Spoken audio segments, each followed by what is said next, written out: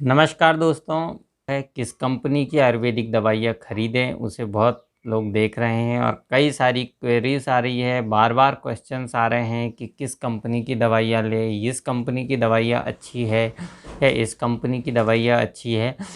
Actual में जो top 10 कंपनियाँ हैं या फिर यह कहें कि यह कंपनी बहुत अच्छी है या यह कंपनी बहुत ही बुरी है, यह कहना बिल्कुल गलत है क्योंकि प्रत्येक कंपनी के अपने एक विशेष प्रोडक्ट होते हैं। कुछ प्रोडक्ट के बहुत अच्छे रिज़ल्ट होते हैं। उन रिज़ल्टों को प्रत्येक चिकित्सक अपने स्तर पर उसे देखता है, पहचानता है और उसे उसके यूज़ के बारे में जानकारी रखता है वो है और किस प्रकार से किन कंडीशंस को देख के या पेशेंट की परिस्थिति को देखकर उस कंपनी की दवाई वह इस्तेमाल करता है। क्योंकि एक ही दवा को बनाने के अलग-अलग तरीके हो सकते हैं, अलग-अलग तरीके होने की वजह से या ड्रग्स अलग-अलग हो सकते हैं। कुछ दवाइयाँ ऐसी होती है जिसमें भावना दी जाती है, अर्थात दवाई बनाते समय किस पदार्थ की भावना दी गई है, यह जानना ज़रूरी होता है।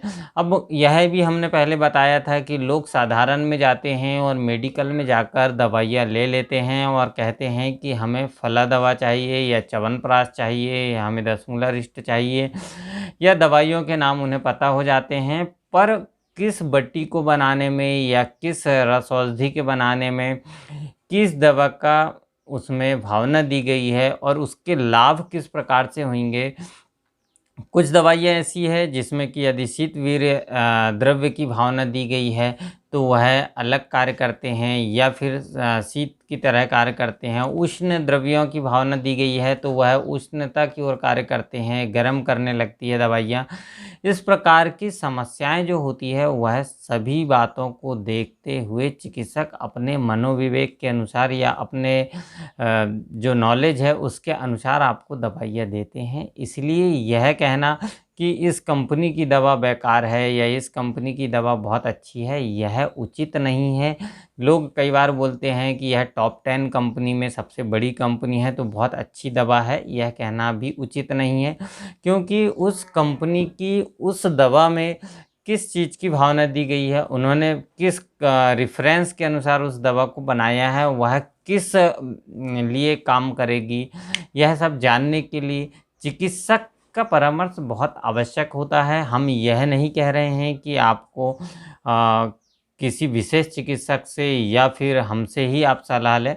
आपके नज़दीक में जो भी आयुर्वेद चिकित्सक हो उनसे आप सलाह ले सकते हैं और उससे आपको प्रॉपरली फ़ायदा मिलेगा। क्योंकि यदि आप समझते हैं कि इस कंपनी की बहुत अच्छी दवा है या फिर किसी विशेष कंपनी की दवा की ओर जाते हैं तो इसमें बहुत अच्छा काम करती है, पर एक ही बटी नाम एक ही हो सकता है पर उसकी भावना द्रव्य अलग-अलग हो सकते हैं या उसमें अलग-अलग जो रेफ़रेंस है उसके अनुसार दवाइयाँ बनाने का तरीका अलग-अलग हो सकता है, तो उसके कार्य करने के तरीके बदल सकते हैं। वह किस प्रकार से वर्क करेगी। कई बार आप रोग दूसरा समझते हो, सामने वाले व्यक्ति को देखते हो कि इस दवा को डॉक्टर ने फलाने व्यक्ति को दिया था और उस दवा को आप डायरेक्ट लेते हैं तो आपको फ़ायदा नहीं मिलता है और उसके पीछे सबसे बड़ा कारण होता है कि वह दवा आपको सेट नहीं करती है। क्योंकि आपकी प्रकृति अर्थात जो हमने अभी तक आपको बताया है, आपकी प्रकृति जो है कौन-सी प्रकृति है, वातज है, पित्तज है, कफज है या मिश्रित प्रकृति है, प्रकृति क्या है और आपके शरीर में विकृति क्या उत्पन्न हुई है, यह सभी बातों को हम बहुत अच्छे से समझते हैं या हमारे जो चिकित्सक हैं, आयुर्वेद चिकित्सक हैं, वह बहुत अच्छे से समझने के बाद आपको दवा अप्लाई कराते हैं। अब कई लोगों की यह बात आती है कि आयुर्वेद दवाई खाने के बाद गर्मी बढ़ती है या उष्णता बढ़ जाती है, तो इसके लिए हमने आपको पहले भी बताया है कि किसी भी दवा को लेने के लिए आप अपने चिकित्सक से परामर्श अवश्य लें। आयुर्वेद दवाई आप खुद से लेकर खाते हैं, हो सकता है आपकी पित्त प्रकृति हो और पित्तज दवाई आप लेकर खा रहे हैं कि यह जोड़ों में दर्द में बहुत अच्छा काम करती है और आप उसे लेकर आप स्वयं से खा लेते हो और आपको गर्मी महसूस होती है, हीट लगती है, तो आप समझने लगते हो कि आयुर्वेद की सभी दवाइयाँ गर्म होती हैं। यह आपको मिथक भ्रम है ओनली। यह समझने के लिए आपको आवश्यक होता है कि आप चिकित्सा शास्त्र को या आयुर्वेद शास्त्र को संपूर्ण रूप से नहीं जानते हैं, तो आप अपने आप से दवाइयाँ लेकर कि यह दवा ऐसी होती है या उष्ण प्रकृति की होती है, यह समझकर आप बिल्कुल गलत करते हैं। इसलिए आपको यह आवश्यक है कि आप अपने चिकित्सक से सलाह लें। यदि आपको ऐसा लगता है तो हमारे यूट्यूब चैनल पर आप अपनी परेशानी लिख सकते हैं और आपकी सभी बातों को लिखेंगे तो हम भी आपके समाधान देने की कोशिश करेंगे और आपको देते भी हैं हम। पर यह समझना कि आपको टॉप 10 कंपनी या किस कंपनी की दवाइयाँ लें, इस कंपनी की ही दवाइयाँ आपको काम करेगी, यह आपकी सोच जो है यह गलत है। बहुत सारे चिकित्सक, यहाँ तक कि हम भी कुछ दवाइयाँ अपनी स्वयं से बनाते हैं और रोगियों को देते हैं, जिनके रिज़ल्ट बहुत अच्छे होते हैं। यदि जैसे आपको छोटे-मोटे चूर्ण हैं या कुछ ऐसी जो आप बना सकते हैं या इस्तेमाल कर सकते हैं, ऐसी चीज़ें आप स्वयं से भी कर सकते हैं। पर जो बटी-गुटी या रस औषधियाँ वह बनाना संभव नहीं होता है। ऐसी अवस्था में आपके रोग के अनुसार किस कंपनी की आपको औषधि सूटेबल हो सकती है, अच्छा काम करेगी या रिज़ल्ट अच्छे देगी, यह आपका चिकित्सक आपको देखकर या आपके रोग को देखकर ही निर्धारण करता है।